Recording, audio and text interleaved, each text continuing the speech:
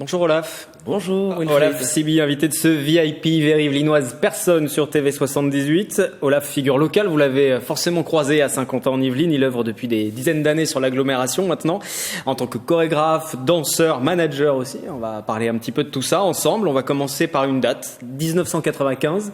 C'est la date de création d'Illicit Dance. Exactement. Et alors pourquoi cette aventure déjà? Alors, au départ, donc j'étais dans la compagnie Black Blamber. Je travaillais avec la compagnie Black Blamber. Je faisais aussi un petit peu mes premiers pas dans le milieu de la télé, entre guillemets, le milieu du showbiz, le milieu parisien. Et je me suis rendu compte qu'il n'y avait pas de passerelle. C'est-à-dire que un jeune Saint-Quentinois qui voulait rentrer dans ce milieu, il se jetait directement dans Paris. Et puis voilà, il essayait de trouver le bon filon, le bon endroit, mais il n'y avait pas réellement de formation. Donc je me suis dit, pourquoi pas monter une structure qui sera une structure intermédiaire qui leur permettra à ces jeunes-là, une fois qu'ils arrivent sur Paris, eh ben ils sont complètement prêts à attaquer, ils sont complètement formés. Donc voilà, c'était. Et l'aventure se poursuit encore aujourd'hui, hein. Oui, exactement, ça continue. Il y a de plus en plus effectivement de jeunes. J'ai des retours des jeunes qui sont passés chez moi il y a une dizaine d'années, qui sont beaucoup moins jeunes maintenant, qui font des tournées avec Tal, qui sont sur les gros plateaux télé et qui me disent merci pour la formation que tu nous as donnée, merci pour ce côté dur. Parce que c'est vrai que le métier est difficile, même si on est dans du divertissement, il faut avoir une certaine rigueur en tant que danseur. Et du coup, j'essaie d'appliquer ça pour que, une fois qu'ils arrivent dans le grand monde de Paris et tout ça, eh ben qu'ils soient complètement prêts. Allez, on remonte encore un peu plus le temps. Vous l'avez évoqué, Black Blamber 1984, c'est la création de cette compagnie, première troupe hip-hop en France. C'était du côté d'Elancourt. Tout à fait. Quand vous les voyez danser encore aujourd'hui, vous vous dites c'est vraiment eux qui m'ont donné le déclic? C'est l'école où j'ai appris. Alors non seulement où j'ai eu le déclic, parce que à cette époque-là, moi je faisais de l'athlétisme, je voulais faire du sport de haut niveau. Il était hors de question que je me lance dans les arts. Et d'ailleurs, quand j'ai pris cette décision, mon entourage n'a pas compris. Donc eux m'ont donné ce déclic, et ensuite j'ai été me former chez eux. Et j'ai appris un truc essentiel. C'est l'amour de la scène et la perfection de la scène. Justement, former des gens à la scène. Pas simplement former techniquement des danseurs, c'est bien, c'est super.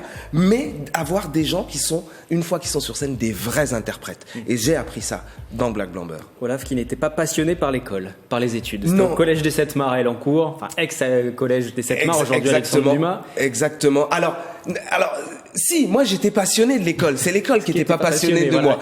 Mais moi j'aimais y aller. Alors j'aimais y aller, pourquoi? Parce que je faisais mon numéro, j'avais mes potes, mais je comprenais pas cette obligation de rendre des devoirs et de devoir bosser et tout ça. Je l'ai compris bien plus tard, avec beaucoup de regrets.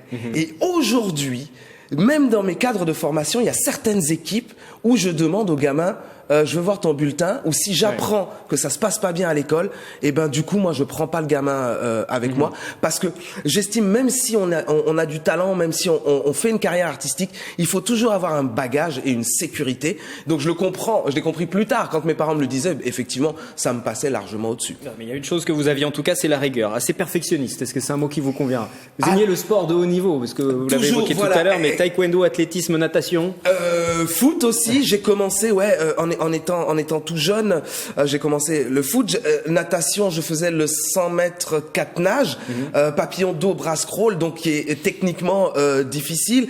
L'athlétisme, je me suis lancé avec ma petite taille à faire du saut en hauteur, donc je cherchais toujours la difficulté. Oui, alors cette espèce de rigueur, j'ai ma mère qui est allemande et j'ai mon père qui est ivoirien. On pourrait dire la rigueur allemande et le côté artistique ivoirien, mais c'est complètement l'inverse, parce que c'est mon père qui avait cette rigueur-là et ma mère beaucoup plus cool. Et d'ailleurs, mon grand-père, le père de ma mère, était chanteur à l'opéra en Allemagne, donc fibre artistique. Oui, il est très important que tout soit carré. 1985, 1984, c'est le début de Black Blamber, ce qu'on disait tout à l'heure. La danse hip-hop commence à s'imposer. Lorsque vous dites justement à votre famille, à vos parents, allez c'est bon, j'ai trouvé ma voie, c'est pas forcément très bien vécu.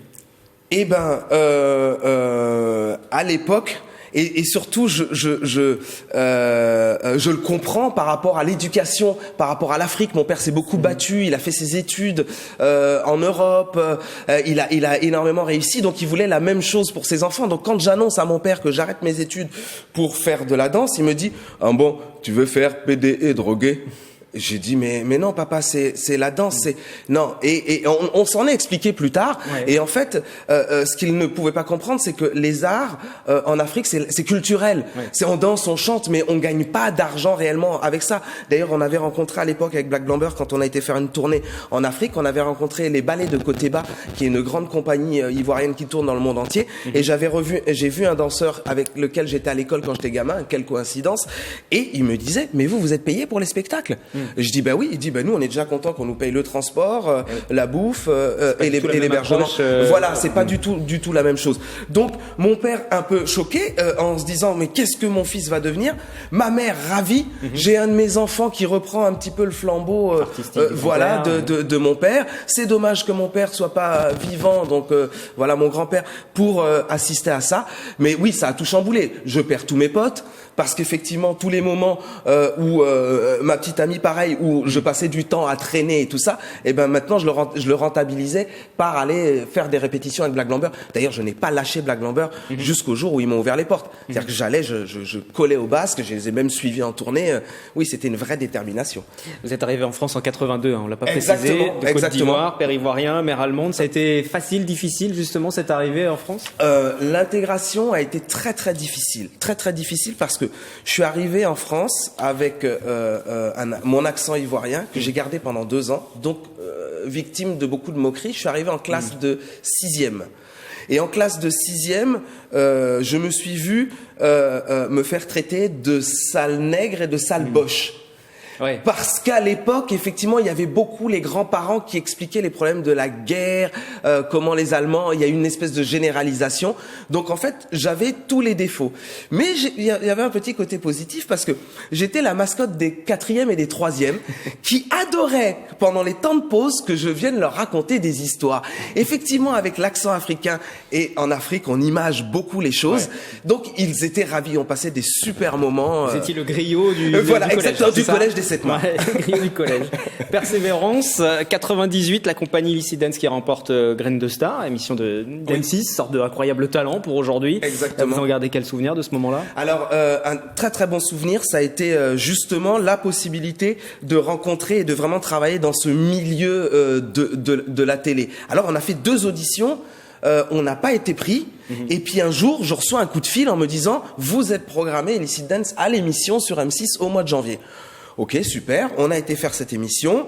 On a gagné la première. On a détrôné d'ailleurs un groupe hip-hop qui était là depuis le début que personne n'arrivait à détrôner. Donc on n'était pas peu fiers. Et j'ai à ce moment-là Laurent Boyer, le présentateur de cette émission, qui me donne son numéro de téléphone et qui me dit « On reste en contact. » Je me suis dit... Ça, c'est le showbiz, tout le monde échange des cartes et tout ça. Et on est réellement resté en contact. Suite à ça, Illicit Dance a gagné un passage dans l'émission Hit Machine, qui à l'époque était animée par Charlie et Lulu. Et moi, je ne voulais pas faire cette émission. Je voulais faire, à l'époque, il y avait des dance machines, qui étaient des gros plateaux à Bercy et tout ça. Donc j'avais envie d'offrir ça à mes danseurs. Et non, on est passé au Hit Machine. Et en sortant du Hit Machine, Catherine Jacob, Cathy Cat, elle était appelée, me demande mes coordonnées en me disant je cherche un chorégraphe depuis longtemps et tu corresponds. Je me suis dit ouais, elle a attendu après un petit gars de banlieue alors qu'elle a tout Paris à ses pieds.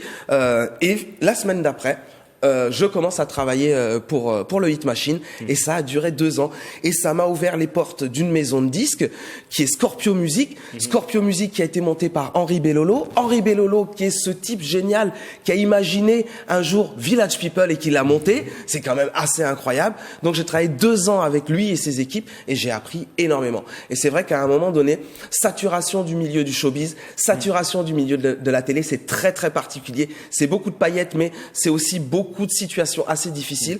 Donc, stop, retour dans ma banlieue. De se recentrer, se recibler. Voilà, retour dans ma banlieue, retour dans le milieu culturel où je me sens beaucoup mieux et voilà. Si on peut regarder ces quelques images aussi qu'on a retrouvées, on va vous voir danser avec Adeline, l'une des chorégraphes aussi. Ça vous manque la danse? Vous dansez encore? Alors, j'ai pas précisé, hein. La danse. Vous êtes né en 70. Oui. C'est vrai. Je l'ai pas dit. C'est vrai. Alors, la danse me manque, oui.